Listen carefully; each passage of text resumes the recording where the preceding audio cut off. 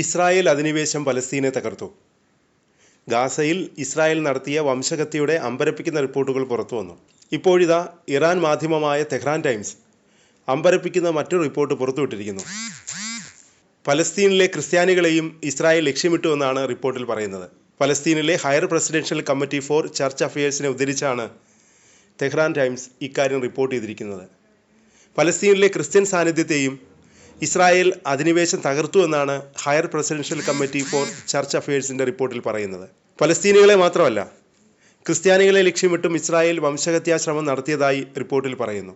Israel ഗാസയിൽ നടത്തിയ ആക്രമണത്തിൽ സെൻറ്റ് പോർഫിറിയസ് പള്ളി, ഹോളി ഫാമിലി പള്ളി, ബാപ്റ്റിസ്റ്റിക് ആശുപത്രി, orthodox cultural and social centre എന്നിവയുൾപ്പെടെ നിരവധി പള്ളികളും ക്രിസ്ത്യൻ സ്ഥാപനങ്ങളും ലക്ഷ്യമിട്ടതായി കമ്മിറ്റി റിപ്പോർട്ട് ചെയ്തു. വംശഹത്യ ആരംഭിച്ച ശേഷം 44 ക്രിസ്ത്യാനികൾ കൊല്ലപ്പെട്ടു.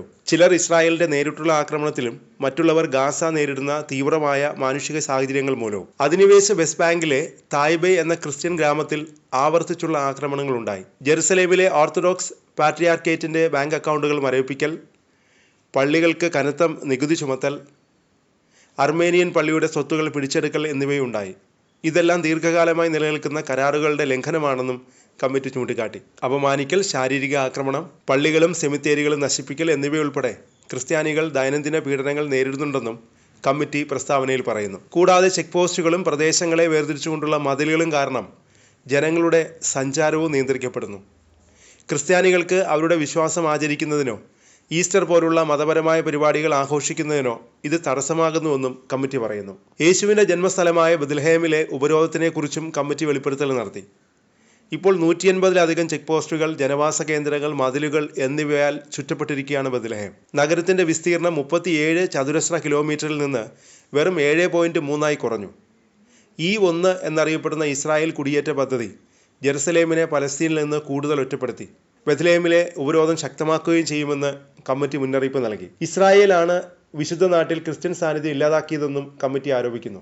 ഇസ്രായേൽ പ്രധാനമന്ത്രി ബെഞ്ചമിൻ നെതന്യാഹുവിൻ്റെ നുണകൾക്ക് ചരിത്രത്തെയോ അധിനിവേശത്തിന് കീഴിൽ ജീവിക്കുന്ന പലസ്തീനികളുടെ യഥാർത്ഥ അവസ്ഥയെയോ ഇല്ലാതാക്കാൻ കഴിയില്ല, കമ്മിറ്റി പ്രസ്താവനയിൽ പറയുന്നു. വംശീയ ഉന്മൂലനം, വർണ്ണവിവേചനം, വംശഹത്യ എന്നിവയുൾപ്പെടെ ഇസ്രായേൽ ഭരണകൂടത്തിൻ്റെ കൊളോണിയൽ നയങ്ങൾ പലസ്തീനിലെ ക്രിസ്ത്യൻ ജീവിതത്തെ നാശത്തിലേക്ക് നയിച്ചുവെന്നാണ് റിപ്പോർട്ടിൽ പറയുന്നത്. 1948-ലെ നഖ്ബയ്ക്ക് മുമ്പ് പലസ്തീനിലെ ജനസംഖ്യയുടെ ഏകദേശം 12.5% പലസ്തീൻ ക്രിസ്ത്യാനികളായിരുന്നു.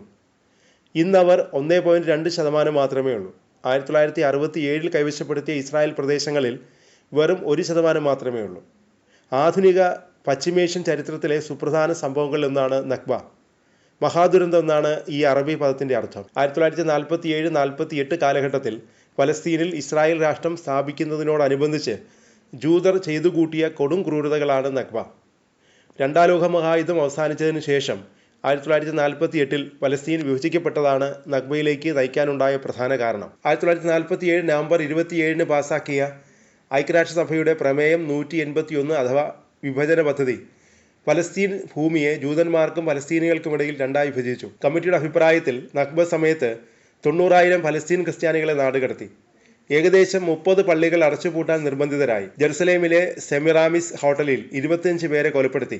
നസ്രത്തിനടുത്തുള്ള എയ്ലാബുൻ ഗ്രാമത്തിൽ 12 പേരെ വധിച്ചു. ഇവ ഉൾപ്പെടെ ക്രിസ്ത്യൻ സിവിലിയന്മാർക്കെതിരെ സൈനിസ്റ്റുകൾ നിരവധി കൂട്ടക്കൊലകൾ നടത്തി.